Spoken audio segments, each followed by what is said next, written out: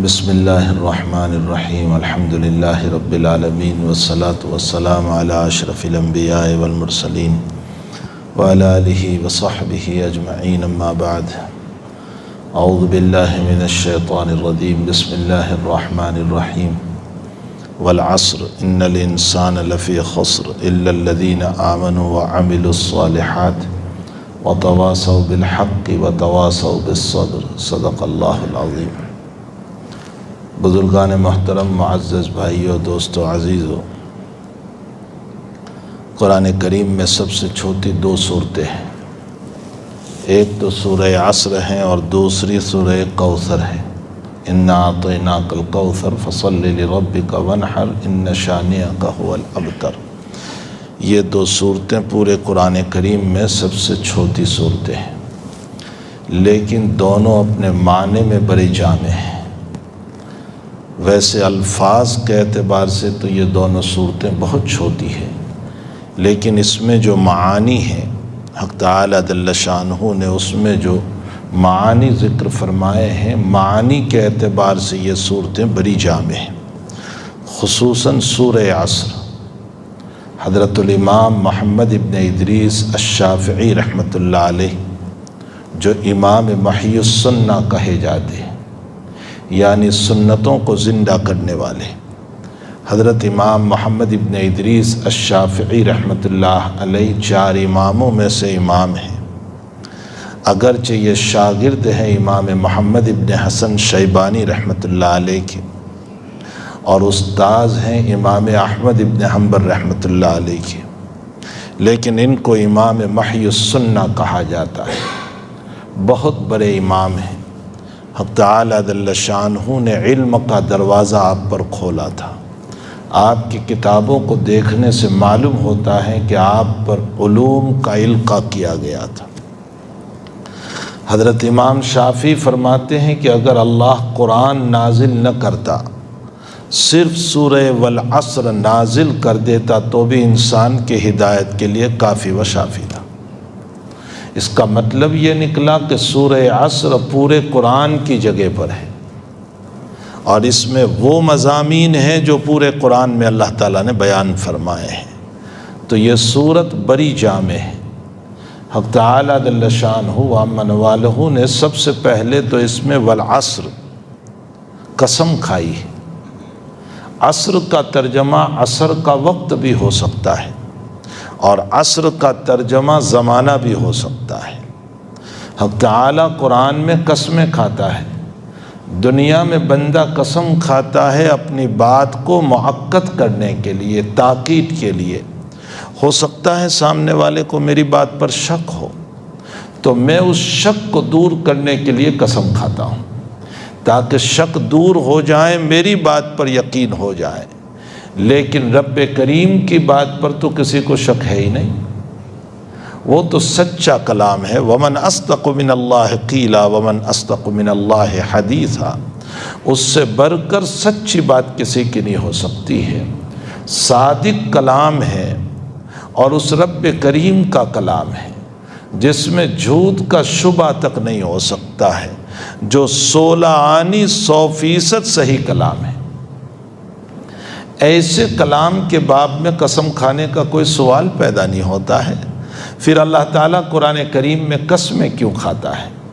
کبھی وہ زمانے کی قسم کھا رہا ہے، کبھی وہ تین کی قسم کھا رہا ہے، کبھی وہ زیتون کی قسم کھا رہا ہے، کبھی وہ طور سینا کی قسم کھا رہا ہے، کبھی مکۃ المکرمہ وہذا البلد الامین کی قسم کھا رہا ہے اور شہر مکہ کی قسم کھاتا ہے، کبھی وہ قرآن کی قسم کھاتا ہے، کبھی وہ قلم کی قسم کھاتا ہے، نون والقلم وما یسطرون، کبھی وہ ستاروں کی قسم کھاتا ہے، والنجم اذا ہوا ما ضل صاحبکم وما غوا۔ یہ قسمیں اللہ نے کیوں کھائی؟ کیا ضرورت پڑی؟ کیا اس کلام کے اندر کوئی شبہ کوئی نکالنے والا تھا؟ پھر قسم کیوں کھاتا ہے؟ اس کے دو جواب مفسرین نے لکھے ہیں۔ پہلا جواب تو یہ دیا کہ کبھی کبھی انسان قسم کھاتا ہے اس بنیاد پر نہیں کہ میرے کلام کے باب میں کسی کو کوئی شبہ ہو، بلکہ کلام کو معقد کرنے کے لیے، کلام کو مزید مضبوط کرنے کے لیے، جیسے جناب رسول اللہ صلی اللہ علیہ وسلم بہت سی مرتبہ کسی بات کو بیان کرتے ہوئے فرماتے ہیں والذی نفس محمد بیدہ، والذی نفسی بیدہ، فرمایا اس ذات کی قسم جس کے قبضے میں محمد کی جان ہے، جس کے ہاتھ میں میری جان ہے۔ تو یہ قسم جو اللہ کے نبی نے کھائی ہے وہ صرف کلام کو مضبوط کرنے کے لیے، کسی کا مطالبہ نہیں ہے، کوئی شبہ کا مسئلہ نہیں ہے، کوئی شک کا مسئلہ نہیں ہے، لیکن کلام کو مضبوط کرنے کے لیے قسم کھاتے ہیں۔ اسی طرح رب کریم نے بھی اپنے کلام کو مضبوط کرنے کے لیے قسم کھائی ہے۔ یہاں کوئی شبہ نہیں تھا، کوئی شک نہیں تھا، کسی کی طرف سے اشکال نہیں تھا، لیکن اپنے کلام کو مضبوط کرنے کے لیے قسم کھائی۔ اور دوسرا جواب مفسرین فرماتے ہیں کہ اللہ تعالیٰ اس لیے قسم کھاتا ہے کہ جس چیز کی قسم کھائی ہے اسی چیز کو اللہ آنے والے مضمون پر گواہ بنا رہا ہے۔ یہ ایک عجیب و غریب معنی ہے کہ جس چیز کی قسم کھائی ہے اسی کو رب کریم آگے جو مضمون بیان کرنے والا ہے اسی کے لیے شاہد اور اسی کے لیے گواہ بناتا ہے۔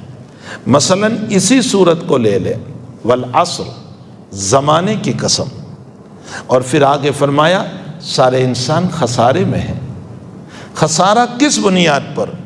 فرمایا تمہاری زندگی جو گزر رہی ہے، اگر تم نے اپنی زندگی کو صحیح استعمال نہیں کیا، ان کاموں میں استعمال نہیں کیا جو ہم آگے بیان کرنے والے ہیں، الا الذین آمنوا، ایمان، وعملوا الصالحات، اعمال صالحہ، وتواصوا بالحق، حق بات دوسروں کو بتانا، وتواصوا بالصبر، دوسروں کو حق بات کی تلقین اور صبر کی تلقین کرنا، اگر یہ چیزیں نہیں ہیں تو تمہاری زندگی خسارے میں ہے۔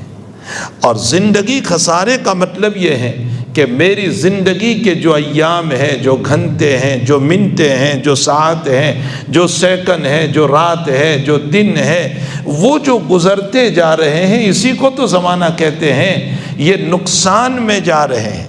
اس کی مثال ایسی ہے جیسا کہ برف بیچنے والے کا برف اگر وقت پر نہ بکا تو وہ نقصان میں ہے، وہ پگھلتا چلا جائے گا، کوئی فائدہ اس کو حاصل ہونے والا نہیں ہے۔ اسی طرح میری زندگی پگھلتی جا رہی ہے۔ یہ جو ابھی میں نے 8:30 بجے نماز شروع کی تھی اور اس وقت 10 بجنے کو آئے ہیں، 10:15 بجنے کو آئے ہیں، یہ جو میرے دیر اور 2 گھنٹے گزرے ہیں، اگر یہ خیر میں گزرے ہیں تو ٹھیک ہے، اور اگر یہ برائی میں گزرے ہیں تو اس صورت میں پانی کی طرف بہہ چکے ہیں۔ میرا آج کا دن جو گزرا ہے وہ خیر میں گزرا ہے تو فبیہا، اور اگر میں نے گندی نالی میں اس کو گزارا ہے تو میرے لیے بڑی پکڑ کا ذریعہ ہے۔ میرا کل کا دن جو گزرا ہے وہ خیر میں گیا ہے تب تو ٹھیک ہے، اور اگر کسی برائی میں گزرا ہے تو میرے لیے سوائے پریشانی اور پریشانی کے اور شرمندگی کے اور کچھ نہیں ہوگا۔ تو ان الانسان لفی خسر میں اللہ جس چیز کو بیان کرنا چاہتا ہے کہ تمہاری زندگی نقصان میں ہے، خسارے میں ہے، دھوکے میں ہے، حالات میں ہے، مصائب میں ہے، پریشانیوں میں ہے، پکڑ میں ہے، اسی چیز کے لیے والعصر، زمانے کو گواہ بنا دیا کہ یہی تو وہ زمانہ ہے جس زمانے کے اندر تم چل رہے ہو، جس زمانے کے اندر تمہاری روٹنگ ہو رہی ہے، جس زمانے کے اندر تم سانس لے رہے ہو، جس زمانے کے اندر تمہارے رات اور دن گزر رہے ہیں، تو اللہ قسم کھا کر کے اسی کو اگلے مضمون کے لیے شاہد بنا رہا ہے، گواہ بنا رہا ہے، اس لیے اس چیز کی اللہ تعالیٰ قسم کھا رہا ہے۔ یہاں یہی مراد ہے والعصر۔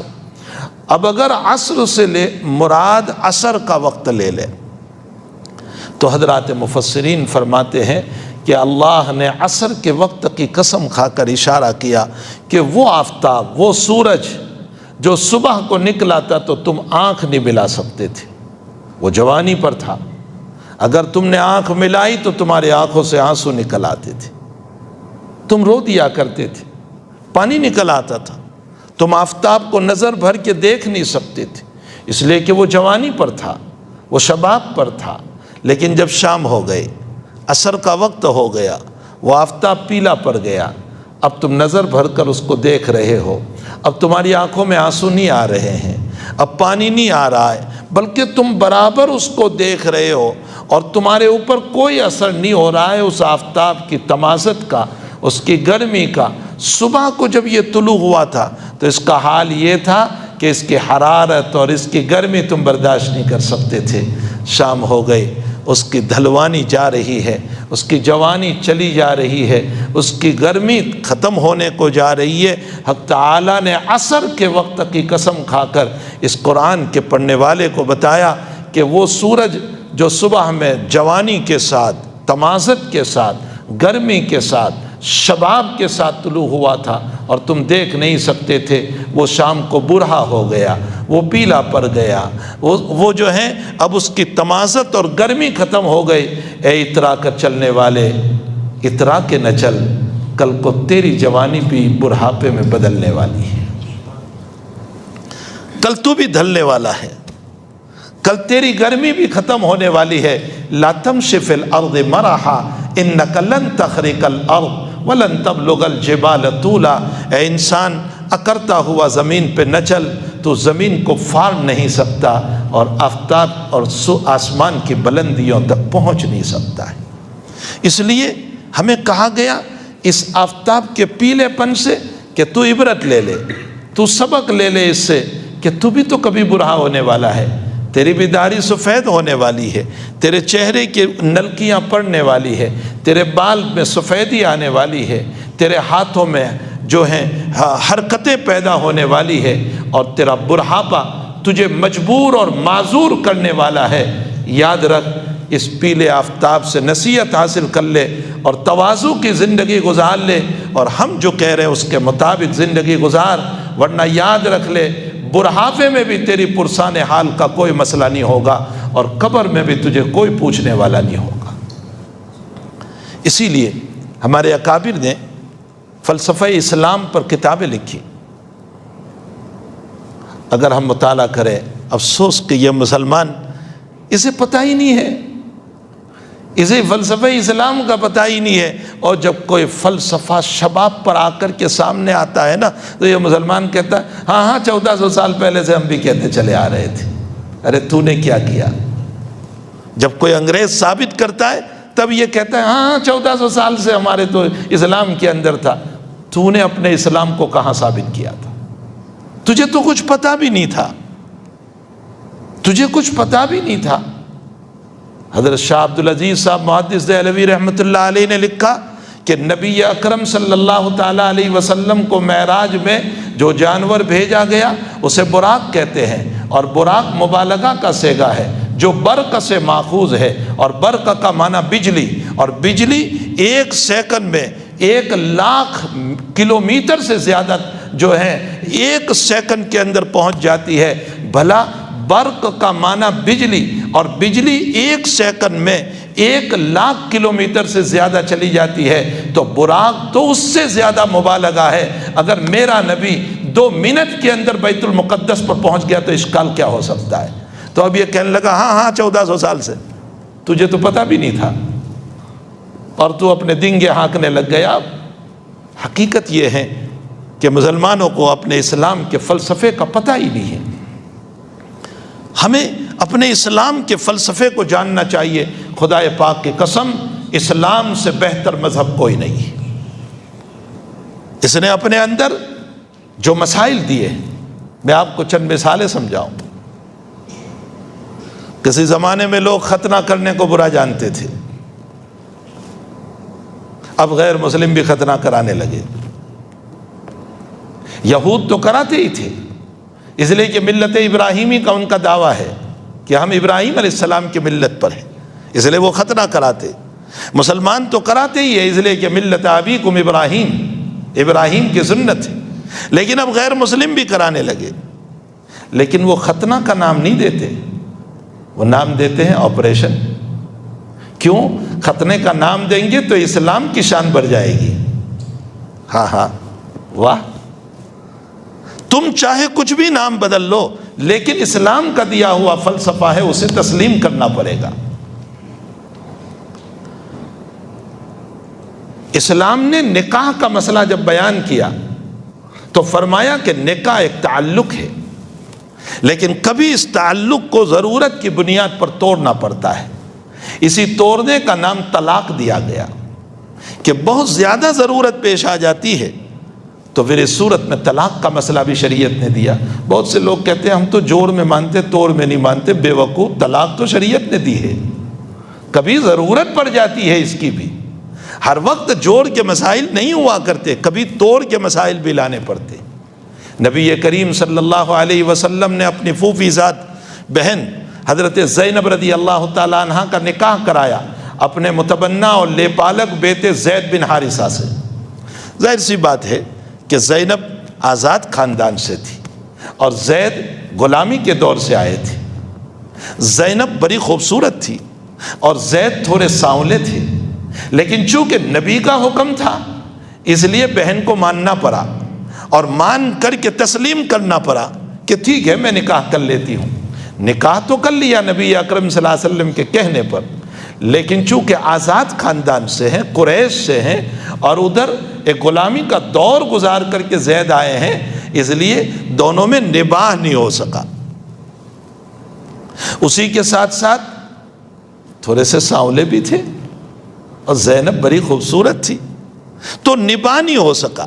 روزانہ کے جھگڑے تھے ان کے، حضرت کے پاس روزانہ شکایت آتی، حضرت صلح کے مسائل کر دیا کرتے تھے، لیکن جب حد سے تجاوز ہو گیا، مسئلہ بہت بڑھ گیا، تو آقا صلی اللہ علیہ وسلم نے خود بھی سوچا اب کہ اگر مسئلہ ہوگا تو میں فیصلہ کر دوں گا کہ جدا ہو جاؤ، طلاق کا مسئلہ حل کر لو۔ جب آئندہ مسئلہ آیا تو نبی اکرم صلی اللہ علیہ وسلم نے فرمایا ٹھیک ہے طلاق لے لو، جدا ہو جاؤ۔ معلوم ہوتا ہے ضرورت کی بنیاد پر کبھی طلاق کا فیصلہ بھی کرنا پڑتا ہے، یہ نہیں کہ ہر وقت جوڑ ہی کے مسائل۔ لوگ کہتے ہیں بس جوڑ کا ہو تو ہمیں بلاؤ، توڑ کا ہو تو ہم نہیں آئیں گے، کبھی توڑ میں بھی جانا پڑتا ہے۔ آخر شریعت نے طلاق رکھی کیوں ہے؟ میں نے طلاق کا نام رکھا ہے ایمرجنسی ایگزٹ۔ میں جب کتاب الطلاق میں پہنچتا ہوں تو اپنے بچوں سے کہتا ہوں کہ یہ ایمرجنسی ایگزٹ ہے، جب کوئی راستہ نہ ہو تو پھر اس راستے سے نکلنا پڑے گا۔ آقا صلی اللہ تعالی علیہ وسلم نے فیصلہ فرمایا اس بات کا، بلکہ خود نبی اکرم صلی اللہ تعالی علیہ وسلم سے بخاری شریف میں طلاق کے مسائل ثابت ہیں کہ آپ کے نکاح میں ایک عورت آئی اور آنے کے بعد اس عورت نے ناگفتہ بھی ہی جملہ حضور پاک صلی اللہ علیہ وسلم کو کہہ دیا، اور اسے پتہ نہیں تھا مقام نبوت کا۔ اس نے حضرت کو کہہ دیا کہ مجھ جیسی شریف اور مجھ جیسی شہر میں رہنے والی تجھ جیسے دیہاتی کے حوالے نہیں ہو سکتی، اور پھر اوپر سے اس نے جملہ کہا میں اللہ کے پناہ میں آتی ہوں تو اس سے ہٹ یہاں سے۔ اسے پتہ ہی نہیں تھا کہ آقا کا مقام کیا ہوتا ہے۔ حضرت نے فرمایا تو نے ایسی ذات کا نام لیا ہے کہ اس ذات کے نام کے بعد اب میں تجھے ٹچ نہیں کروں گا، طلاق دے دیا آپ نے۔ روایتوں میں بہت سارے مسائل ہیں۔ خیر میں یہ کہہ رہا تھا کہ اسلام نے جہاں نکاح سے بندھن دیا وہاں طلاق کا مسئلہ دیا۔ یہ اسلامی فلسفہ ہے کہ ضرورت پڑنے پر طلاق کا مسئلہ بھی ہو سکتا ہے۔ جن کے وہاں 7 جنم تک کا جوڑ ہو چکا ہے وہاں طلاق کا تصور نہیں ہو سکتا ہے۔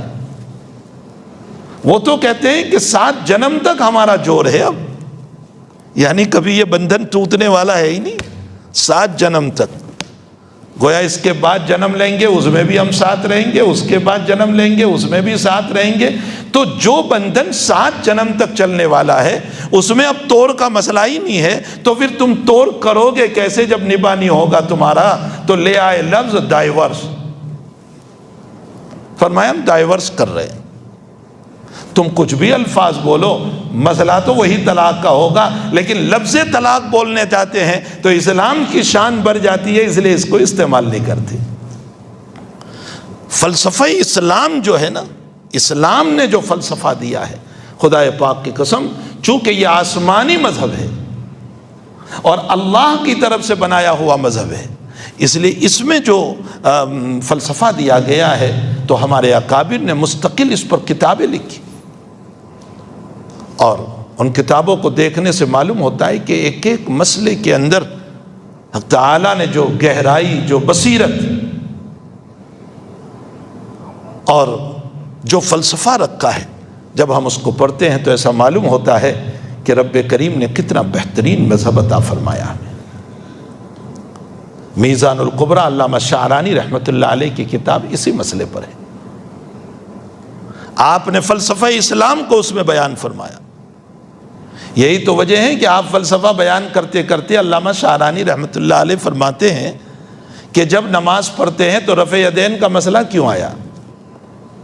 علامہ شعرانی فرماتے ہیں کہ اصل میں نماز کے اندر انسان کو اپنے ہر عضو کو قبلہ کی طرف متوجہ کرنا ہے، ہر عضو کو۔ پیٹ بھی متوجہ ہو رہا ہے، گھٹنے بھی ہو رہے ہیں، پاؤں بھی ہو رہے ہیں، چہرہ بھی ہو رہا ہے، لیکن ہاتھ کی ہتھیلی جو ہے وہ قبلہ کی طرف متوجہ نہیں ہو رہی تھی۔ رفع یدین کے ذریعے سے اس کو بھی متوجہ کروا دیا۔ اسی لیے سنت طریق یہ ہے کہ یوں ہاتھ اٹھایا جائے تاکہ یہ بھی قبلہ کی طرف متوجہ ہو جائے۔ فرمایا یہ فلسفہ ہے اس کے اندر، اس لیے رفع یدین کروایا گیا۔ تو اب جو یوں ہاتھ اٹھائیں گے وہ غلط طریق ہوگا، سنت کے خلاف ہوگا۔ صحیح طریق یہ ہوگا کہ یوں ہاتھ اٹھایا جائے تاکہ ہماری ہتھیلی بھی جو ہے کعبۃ اللہ کی طرف متوجہ ہو جائے۔ اور فلسفہ بیان کرتے ہوئے آگے کہتے ہیں ابو حنیفہ اور امام مالک کا زمانہ جو ہے وہ حضور سے قریب تھا، اور شافعی اور احمد کا زمانہ حضور سے دور ہو گیا۔ تو جو زمانہ نبی سے قریب تھا اس میں جو لوگ نماز پڑھنے کھڑے ہوتے تھے ان کو نماز میں ایک مرتبہ یوں ہاتھ اٹھایا اور دنیا کو پیچھے دھکیل دیا، پھر پوری نماز میں آتی نہیں تھی، اس لیے ایک ہی مرتبہ رفع یدین کروایا۔ اور شافعی اور احمد کا زمانہ تھوڑا سا دور ہو گیا تو ایک مرتبہ دنیا کو دھکیلا، پھر بار بار آنے لگی تو رکوع میں بھی رفع یدین کروایا اور رکوع سے اٹھ کر بھی کروایا۔ یہ فلسفہ بیان کیا میزان الکبریٰ میں علامہ شعرانی رحمۃ اللہ علیہ۔ بہرحال ہمارے اکابر نے جو اسلام کو کھولا ہے اتنی گہرائی کے ساتھ کھولا ہے کہ کوئی اشکال باقی نہیں رہتا۔ حضرت شاہ عبد العزیز صاحب رحمۃ اللہ علیہ نے اس پر کتاب لکھی، شاہ ولی اللہ صاحب محدث دہلوی رحمۃ اللہ علیہ نے اس کے اوپر حجت اللہ البالغہ لکھی، ایسی زبردست کتاب لکھی ہے حجت اللہ البالغہ۔ فرمایا اسلام 100% طہارت کو پسند کرتا ہے۔ اسلام باطنی طہارت کو بھی پسند کرتا ہے، اسلام ظاہری طہارت کو بھی پسند کرتا ہے۔ اسلام گندگی کو بالکل پسند نہیں کرتا۔ اسی لیے اسلام نے فرمایا دماغ کو بھی پاک رکھو، دل کو بھی پاک رکھو، حسد سے، بغض سے، عداوتوں سے، نفرتوں سے، گندی سوچوں سے اپنے دل و دماغ کو پاک رکھو۔ پھر باطن سے نکل کر ظاہر پر آیا، فرمایا اپنے ظاہر کو بھی پاک رکھو، طہارت کے ساتھ رہو۔ نبی اکرم صلی اللہ تعالی علیہ وسلم سے کسی صحابی نے سوال فرمایا کہ اللہ کے حبیب پاک صلی اللہ علیہ وسلم، میں چاہتا ہوں کہ میرے رزق میں برکت ہو، خوب چلے، میری دکان خوب چلے، میرا کاروبار خوب چلے، میرے رزق میں بڑی برکت ہو، کوئی عمل آپ بتا دیجئے۔ تو حضرت نے کوئی تعویذ لکھ کر کے نہیں دی کہ اس کو تکیے کے نیچے دبا دینا، یہ نہیں فرمایا۔ حضور پاک صلی اللہ علیہ وسلم نے جو عمل دیا فرمایا ادیم علی الطہارہ وسع اللہ رزقک، فرمایا ہمیشہ طہارت اور پاکیزگی کے ساتھ رہو، اللہ رزق کے دروازے کھول دے گا۔ ہمیشہ طہارت کے ساتھ رہو، پاکیزگی کے ساتھ رہو، وضو کے ساتھ رہو، گندے نہ رہو، جہاں گندے ہوتے ہیں وہاں شیطان آتا ہے۔ طہارت کو پسند کیا گیا اسلام میں، اسی لیے فرمایا اب بدن سے آگے نکل کر کے فرمایا اپنے مکان کو بھی صاف رکھو، اپنے دروازوں کو صاف رکھو، اپنے دروازے سے باہر کو صاف رکھو۔ ہاں حضور پاک صلی اللہ علیہ وسلم نے فرمایا اپنے فنا اور اپنے افنیہ یعنی دروازے سے باہر کی جو جگہ ہیں اس کو بھی صاف ستھرا رکھو۔ لیکن افسوس جتنی گندگی مسلمانوں کے علاقے میں ملتی ہے، جس شریعت نے، جس نبی نے، جس مذہب نے اس کے ماننے والوں کو طہارت پر زور دیا، اتنی ہی گندگی ان کے وہاں ملتی۔ جہاں صاف ستھرائی شروع ہو، جہاں پھول بغیچے لگے ہوئے ہو، جہاں راستے صاف ستھرے ہو، جہاں مکان بڑے اچھے نظر آ رہے ہو، سمجھ لو کہ یہ غیروں کا علاقہ ہے۔ اور جہاں گندگی نظر آ رہی ہے، جہاں بکریوں کی مینگنیاں پڑی ہوئی ہے، جہاں راستوں پر پانی کیچڑ بہ رہا ہے اور جہاں ناپاک اور گندا پانی بہایا جا رہا ہے، جہاں سے بدبو آ رہی ہے، تو عموماً آپ دیکھ لو کہ وہ مسلمانوں کا علاقہ ہے۔ افسوس کہ جن مسلمانوں کو اس کے اسلام نے، اس کے مذہب نے طہارت کا حکم دیا تھا، پاکیزگی کا حکم دیا تھا، وہیں پر ہم گندگی کو دیکھ رہے ہیں۔ تو پہلے اندر کو پاک کیا گیا، پھر اندر سے نکل کر باہر کو پاک کیا گیا، پھر باہر سے نکل کر مکان کی طہارت، پھر مکان سے نکل کر محلے کی طہارت، راستوں کی طہارت، بلکہ اس سے آگے بڑھ کر حضور پاک صلی اللہ علیہ وسلم نے فرمایا کسی سائے دار درخت کے نیچے پیشاب نہ کرنا، اس لیے کہ بیٹھنے والوں کو تکلیف ہوگی۔ کتنی طہارت کا مسئلہ ہمیں بیان کیا گیا۔ حضور پاک صلی اللہ علیہ وسلم نے فرمایا کسی بل اور سوراخ میں پیشاب نہ کرنا، ہو سکتا ہے موذی جانور ہو، روایتوں میں ہو سکتا ہے جن اس کے اندر رہتے ہو، تجھے ہلاک کر دیں گے۔ سعد بن عبادہ رضی اللہ تعالیٰ عنہ مدینے کے بڑے صحابہ میں سے، انصار صحابہ میں سے، مسئلہ ہو گیا تھا حضور پاک صلی اللہ علیہ وسلم کی وفات کے بعد۔ پہلے یہ طے ہوا تھا کہ ان کو امیر بنایا جائے، اور پھر ان کو امیر نہیں بنایا گیا، اور لوگوں نے مل کر صدیق اکبر رضی اللہ تعالیٰ عنہ کو خلیفہ منتخب کر لیا۔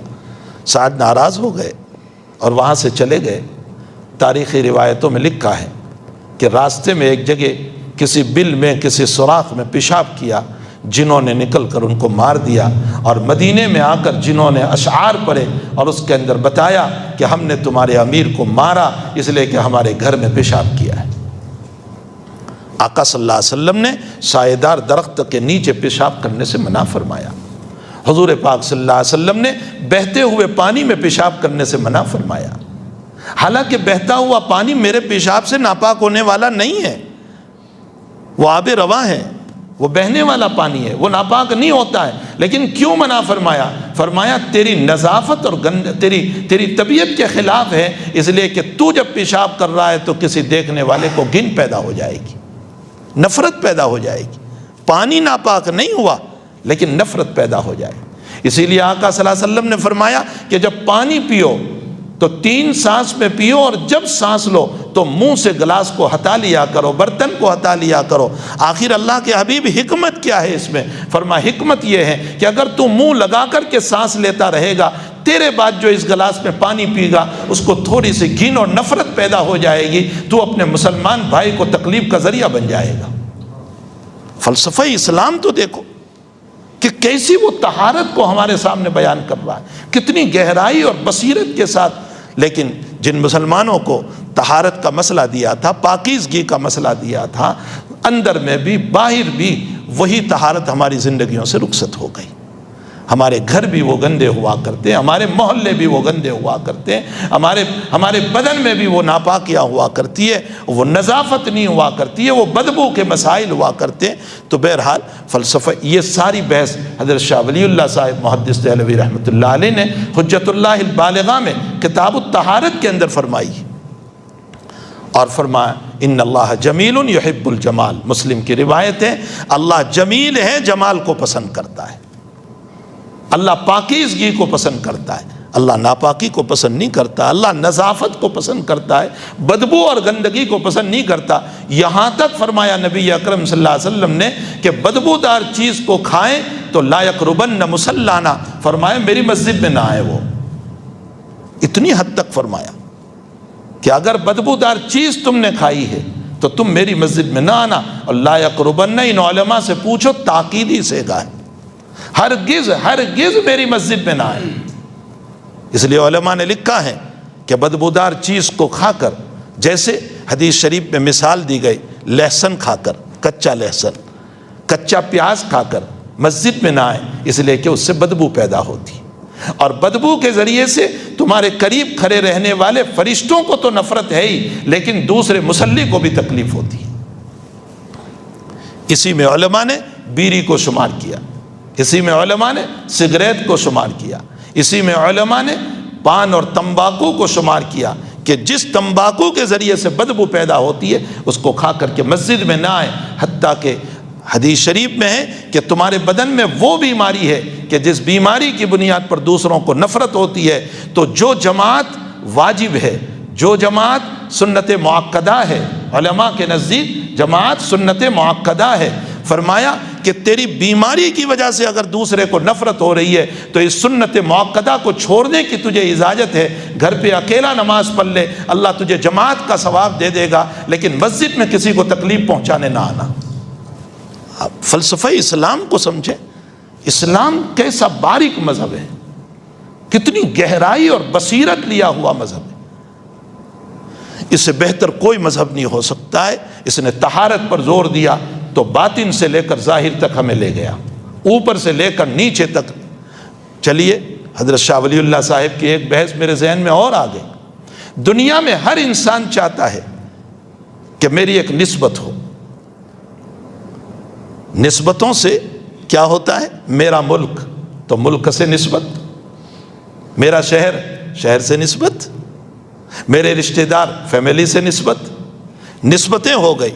اور یہ نسبتیں وہ چیز ہیں جو کبھی تعصب پیدا کر دیتی۔ ہاں، شاہ ولی اللہ صاحب فرماتے ہیں کہ نسبتیں جو ہیں نا وہ تعصب پیدا کرتی۔ میرا ملک تو میں میرے ملک سے تو محبت کروں گا، کسی اور ملک والوں سے نفرت کروں گا۔ میرا شہر تو اب میں اپنے شہر والے سے تو محبت کروں گا، دوسرے شہر والے سے نفرت کروں گا۔ میرا علاقہ، میرا ضلع تو میں میرے علاقے والوں سے محبت کروں گا، میرے ضلع والوں سے محبت کروں گا، دوسرے ضلع والوں سے نفرت کروں گا، دوسرے علاقے والوں سے نفرت کروں گا۔ میرے رشتہ دار تو میں دوسرے اجنبی لوگ ہیں ان کے ساتھ میں نفرت کروں گا۔ ایک طرف تو میری ذہنیت کا فلسفہ اور دوسری طرف قرآن کریم کیا کہتا ہے؟ انا خلقناکم من ذکر و انثی وجعلناکم شعوبا وقبائل لتعارفوا۔ فرمایا تمہیں نسبتیں ہی دیکھنا ہے نا، تو اس زمینی نسبتوں کو نہ دیکھو، تمہاری نسبت اللہ سے جوڑ دو۔ جب اللہ سے جوڑو گے تو اس کے نیچے جتنے رہنے والے ہیں سب سے تمہیں محبت ہو جائے گی۔ دیکھیے فلسفہ اسلام دیکھو، فرمایا ریلیشن اس سے پیدا کرو، اور جب وہاں ریلیشن ہوگا پھر ریفلیکشن ہوگا اس زمین کے اوپر، تو اس زمین پر بسنے والا تمہیں ہر ایک اپنا نظر آئے گا، وہ چاہے ہمارے ملک کا ہو، دوسرے ملک کا ہو، اپنے شہر کا ہو، دوسرے شہر کا ہو، اپنے علاقے کا ہو، دوسرے علاقے کا ہو، اپنے ضلع کا ہو، دوسرے ضلع کا ہو، اپنا رشتہ دار ہو، دوسرے رشتہ دار نہ ہو، اجنبی ہو۔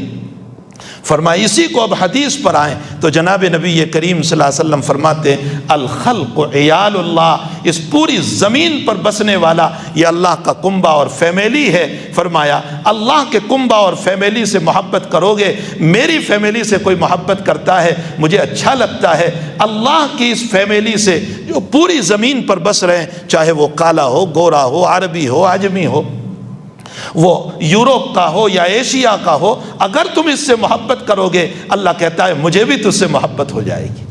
آپ دیکھیے ایک میرا فلسفہ ہے، ایک اسلام کا فلسفہ ہے، الراحمون یرحمہم الرحمن تبارک و تعالی ارحموا من فی الارض یرحمکم من فی السماء۔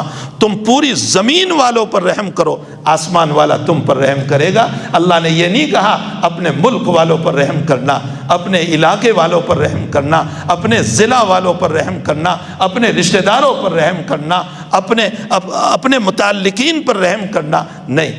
الراحمون یرحمہم الرحمن تبارک و تعالی ارحموا من فی الارض، زمین پر جتنے ہیں ان سب کے اوپر رحم کرو، آسمان والا تم پر رحم کرے گا۔ تو ایک میری نسبت ہے اور ایک اللہ کہہ رہا ہے مجھ سے تو نسبت جوڑ لے۔ اگر تو مجھ سے نسبت جوڑے گا نا تو دنیا کی ساری مخلوق تجھے ایک نظر آئے گی، اور اگر تو نے مجھ سے نسبت نہیں جوڑی تو پھر تو بھی یاد رکھ لے کہ تو تعصب کا شکار ہو جائے گا، تیرے دل میں نفرتیں پیدا ہوگی، تیرے دل میں عداوتیں پیدا ہوگی، اور اس نفرت والے دل کے ساتھ اور اس عداوت والے دل کے ساتھ اور اس دشمنی والے دل کے ساتھ تیرا دل میرا کعبہ نہیں بن سکتا ہے، میری رحمت تیرے دل پر نہیں اتر سکتی، اس لیے کہ میری رحمت وہاں اترے گی۔ الراحمون کا یہی تو معنی ہے، الراحمون یرحمہم الرحمن، میری رحمت وہاں اترے گی جس کے دل کے اندر وسعت ہوگی۔ تو خیر اگر میں اسی فلسفہ اسلام پر بحث کروں گا تو بہت طویل بحث ہو جائے گی۔ حضرت شاہ ولی اللہ صاحب رحمۃ اللہ علیہ نے جو اسلام کو کھولا ہے حجت اللہ البالغہ کے اندر مجھے تو صرف یہ کہنا ہے کہ نمازوں کے سلسلے میں بھی ہمارے اکابر نے بڑا فلسفہ بیان فرمایا کہ فجر کی نماز اسی وقت میں کیوں رکھی، ظہر کی نماز اسی وقت میں کیوں رکھی، عصر کی نماز اسی وقت میں کیوں رکھی، مغرب کی نماز اسی وقت میں کیوں رکھی، عشاء کی نماز اسی وقت میں کیوں رکھی، 5 نمازیں ان وقتوں میں کیوں رکھی، رات میں کوئی نماز کیوں نہیں رکھی؟ رات میں بھی تو اللہ تعالیٰ نماز رکھ سکتا تھا، لیکن اس نے کوئی نماز نہیں رکھی۔ ہمارے اکابر نے اس پر بھی گفتگو فرمائی، فرمایا فجر کی نماز جو ہے وہ شکریہ کے لیے ہے۔ تم رات بھر سوئے تھے، تمہارا سونا اور مرنا برابر تھا، اسی لیے تو ہم جب سوتے ہیں تو دعا پڑھ کے سوتے، اموت و احیا، میں مر رہا ہوں پھر زندہ ہوگا، اموت میں مر رہا ہوں، اور جب صبح ہو گئی احیانا بعدما اماتنا، میں مر چکا تھا تو نے مجھ کو زندہ کیا۔ ترجمہ پر بھی تو غور کرو، احیانا بعدما اماتنا، میں مر چکا تھا، اگر تو جو میری روح نیند کے اندر نکلی ہوئی تھی تو واپس نہ کرتا تو صبح مجھے اٹھاتے رہتے کچھ بھی نہ ہوتا۔ احیانا بعدما اماتنا، میری موت کے بعد تو نے مجھ کو زندہ کیا، تو ضرورت تھی اس زندگی کے ملنے پر شکریہ کی۔ اللہ نے کہا تو 4 رکعت پڑھ لے، شکریہ ادا ہو جائے گا۔ اسی لیے طلوع آفتاب سے پہلے نماز رکھی گئی، اس لیے اسی سے اشارہ ہوا کہ اٹھنا طلوع آفتاب سے پہلے ہو، طلوع آفتاب کے بعد نہ ہو۔ حدیث شریف میں ہے کہ میری امت کی روزی میں نے بکور میں صبح میں رکھی ہے، اور جب بندہ سویا ہوا ہوتا ہے، صبح میں روزی رکھی ہے اور بندہ سویا ہوا ہوتا ہے 11 بجے، جو 11 بجے دکان پر بیٹھتا ہے اور بغاسے کھاتا رہتا ہے وہ کیا کھاک روزی حاصل کرے گا؟ حق تعالیٰ نے روزی کو بکور امتی، میری امت کے صبح میں رکھی۔ تو اس سے بھی یہ معلوم ہوتا ہے کہ انسان کو طلوع آفتاب سے پہلے اٹھنا چاہیے اور اللہ کا شکریہ ادا کر لے اور شکریہ میں نماز پڑھ لے۔ جہاں دوپہر ہو گئی، تیرا آدھا دن گزر گیا، اس آدھے دن میں تو نے بہت کچھ کمایا ہوگا، ذرا پھر مجھے یاد کر لے۔ اس نے ظہر کی نماز رکھی، عصر کی نماز رکھی، فرمایا آفتاب پیلا پڑ چکا، بڑھاپا آ چکا، تیرا بھی ایک دن یہی حال ہونے والا ہے، ذرا تو مجھے یاد کر لے تاکہ بڑھاپے میں تجھے یاد کروں، اس لیے عصر کو رکھا۔ یہ حضرت مدنی نور اللہ مرقدہ نے حکمت بیان فرمائی ہے۔ اکابر نے تو بہت کچھ لکھا ہے، میں حضرت مدنی کی حکمتیں بیان کر رہا ہوں۔ مولانا حسین عمر مدنی رحمۃ اللہ علیہ نے یہ حکمت بیان فرمائی۔ اور جہاں آفتاب غروب ہو گیا، میرے قبر کی طرف اشارہ ہوا کہ تیرا آفتاب بھی اسی طرح غروب ہونے والا ہے، تو ذرا 2-3 رکعت پڑھ لے اور مجھے یاد کر لے۔ اور عشاء کی نماز فرمایا خاتمہ بالخیر کی طرف اشارہ ہے کہ اب تو سو رہا ہے، گویا تو مر رہا ہے، تو مرنے سے پہلے عشاء پڑھ لے۔ اسی لیے حضور پاک صلی اللہ علیہ وسلم نے عشاء سے پہلے سونے کو ناپسند فرمایا اور عشاء کے بعد باتیں کرنے کو ناپسند فرمایا۔ یہ اسی لیے ناپسند فرمایا ہے تاکہ میرا سونا نماز پر ہو جائے، اگر موت ہو گئی تو میں ایمان لے کر جاؤں، میں نماز لے کر جاؤں۔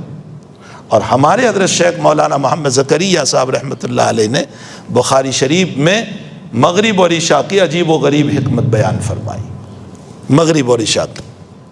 ویسے تو حضرت نے بھی، حضرت شیخ رحمۃ اللہ علیہ نے بھی بخاری کے سبق میں فلسفہ نماز پر جو ذکر فرمایا ہے وہ ہماری آنکھیں کھل جاتی۔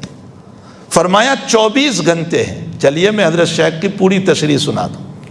حضرت شیخ فرماتے ہیں کہ اللہ تعالیٰ نے مومنوں کو تو خرید لیا ہے، ان اللہ اشتری من المؤمنین انفسہم واموالہم بان لہم الجنہ، اللہ نے میری جان کو بھی خرید لیا، میرا مال بھی خرید لیا ہے۔ کس کے بدلے میں؟ فرمایا جنت دوں گا۔ تو جنت کے بدلے میں خریدا ہے نا۔ جب میں کوئی چیز آپ سے خرید لوں تو میں مالک بن گیا کہ نہیں؟ اور جب میں مالک بن گیا تو پھر آپ کا کوئی اختیار نہیں رہے گا، میرا اختیار آپ پر چلے گا۔ تو جب رب نے مجھ کو خرید لیا ہے تو ہونا تو یہ چاہیے تھا کہ اب مجھے وہ کاروبار کی اجازت نہ دیتا، دکان کی اجازت نہ دیتا، کھیتی کرنے کی اجازت نہ دیتا، نوکری کرنے کی اجازت نہ دیتا، گاڑی چلانے کی اجازت نہ دیتا۔ وہ یہ کہتا میں نے تجھ کو خرید لیا ہے اور اس کے بدلے میں جنت دینے والا ہوں، 24 گھنٹے تجھے نماز پڑھنا ہے۔ وہ یہ کہہ سکتا تھا، حضرت شیخ فرماتے ہیں لیکن اس نے بڑا رحم کیا، خریدنے کے باوجود اس نے کیا کیا؟ فرمایا میں 24 گھنٹے کو 2 پارٹ میں تقسیم کرتا ہوں، دن اور رات۔ پھر فرمایا رات میں تجھے کوئی نماز نہیں دیتا، اس لیے کہ تجھے آرام کا تقاضا ہے، رات تیرے حوالے کر دیتا ہوں، رات تیرے حوالے۔ البتہ سونے سے پہلے تجھے کوئی تھکاوٹ نہیں ہوگی، عشاء پڑھ لینا اور اٹھنے کے بعد فجر پڑھ لینا، رات پوری تیرے حوالے، تو آرام سے سو جا۔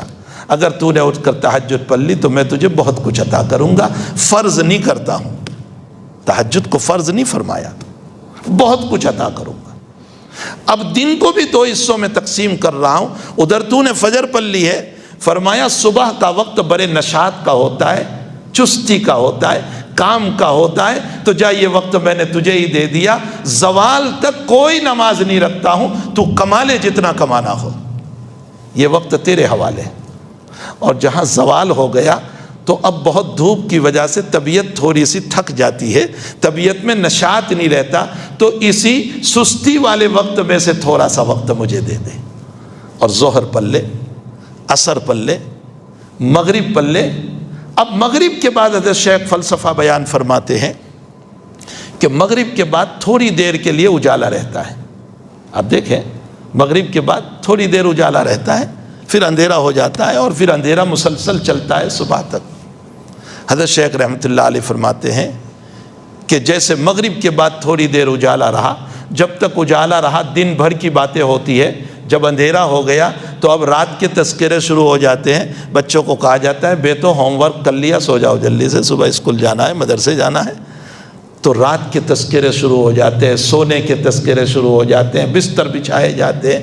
فرمایا مغرب کے بعد تھوڑی دیر اجالا رہا، دن بھر کے تذکرے رہے، جہاں اندھیرا شروع ہو گیا اب رات کے تذکرے شروع ہو گئے۔ بس ٹھیک اسی طرح جب تیرا بھی آفتاب اور تیری بھی ذات مرنے کے بعد قبر میں جب غروب ہوگی تو تجھے 2-4 دن یاد کرنے والے رہیں گے،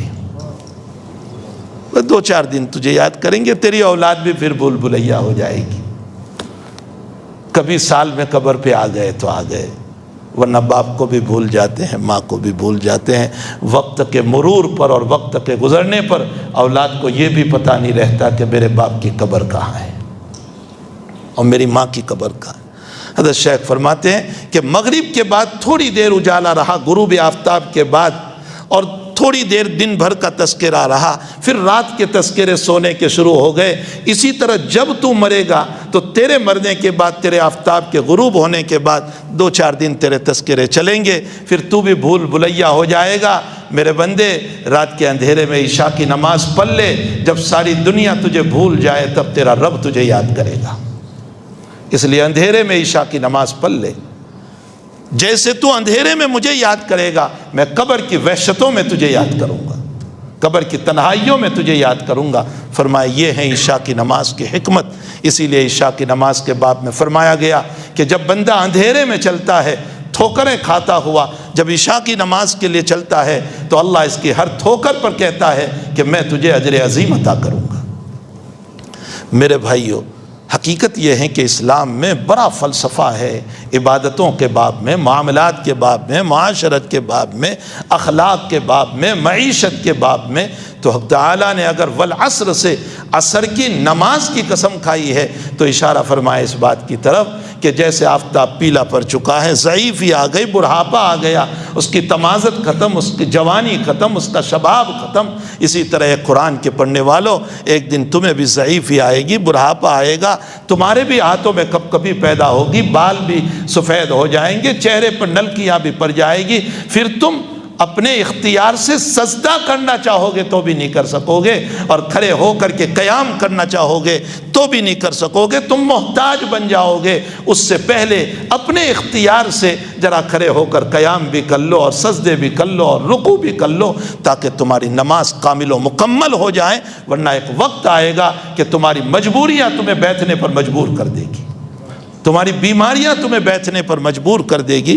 تم ابھی جوان ہو، تم دوڑتے ہو، تو تم ذرا جوانی کے ساتھ اور دوڑتے ہوئے اللہ کی عبادت کو ادا کر لو۔ اگر عصر سے عصر کا وقت مراد ہے تو اس میں یہ فلسفہ ہے۔ اور اگر عصر سے زمانہ مراد ہے تو پھر اور معنی یہاں مراد ہے۔ حق تعالی جل شانہ ہمیں قرآن کریم سمجھنے کی توفیق عطا فرمائے اور اپنی زندگی کو صحیح نہج پر لانے کی توفیق عطا فرمائے۔ انشاءاللہ باقی باتیں کل کی مجلس میں عرض کروں گا۔ الحمدللہ رب العالمین والعاقبۃ للمتقین والصلاۃ والسلام علی اشرف الانبیاء والمرسلین وعلی آلہ وصحبہ اجمعین۔ اللہم صلی علی سیدنا حبیبنا وشفیعنا وسندنا مولانا محمد وبارک وسلم۔ ربنا آتنا فی الدنیا حسنہ وفی الآخرۃ حسنہ وقنا عذاب النار۔ ہمارے پروردگار ہمیں معاف فرما دیجئے، ہمارے پالنہار، ہمارے آقا، ہمارے رب، ہمارے مربی، ہمارے اللہ، ہمارے ربا، آپ سب کچھ ہیں ہمارے۔ اللہ آپ ہمیں معاف فرما دیجئے، رحمت کے عشرے میں رحمتوں سے مالا مال فرما دیجئے، عنایتوں سے مالا مال فرما دیجئے۔ اے اللہ ہماری نسلوں کی حفاظت فرما لیجئے، اللہ ہماری نسلوں کی حفاظت فرما لیجئے، ایمان پر قائم دائم رکھیے۔ اے اللہ بگڑنے سے، پھسلنے سے، ضلالت سے، گمراہیوں سے ہماری نسلوں کی پوری حفاظت فرمائیے۔ اے اللہ خصوصاً ہماری بچیوں کی حفاظت فرمائیے۔ اے اللہ ان کے دلوں میں ایمان کی محبت عطا فرما۔ اے اللہ غیر کی محبت آنے سے ہماری بچیوں کی پوری حفاظت فرما۔ اے اللہ جن بچیوں کے نکاح نہیں ہوئے ہیں، اے اللہ ان کو صحیح جور و نصیب فرما دے، ان کی آبرو عزت کی حفاظت فرما لے، ان کے ماں باپ کی آبرو عزت کی حفاظت فرما لے۔ اللہ ہمارے والدین کی مغفرت فرما، ہمارے متعلقین کی، رشتہ داروں کی، محبوبین کی، محبین کی، تعلق رکھنے والوں کی، احسان کرنے والوں کی، ہمارے مشائخ کی، ہمارے اساتذہ کی، ہمارے اہل و عیال کی، اے اللہ ہمارے شاگردوں کی، سب کی مغفرت فرما دے، سب کے درجات بلند فرما، سب کو اعلیٰ علیین میں اگر وہ تیرے پاس آ چکے ہیں تو ان کی قبروں کو نور سے منور فرما، اور اگر وہ زندہ ہیں تو ان کی عمروں میں برکت رحمتیں عطا فرما، عافیت والی زندگی عطا فرما۔ وصلی اللہ علی نبینا محمد و آلہ و صحبہ اجمعین برحمتک یا ارحم الراحمین۔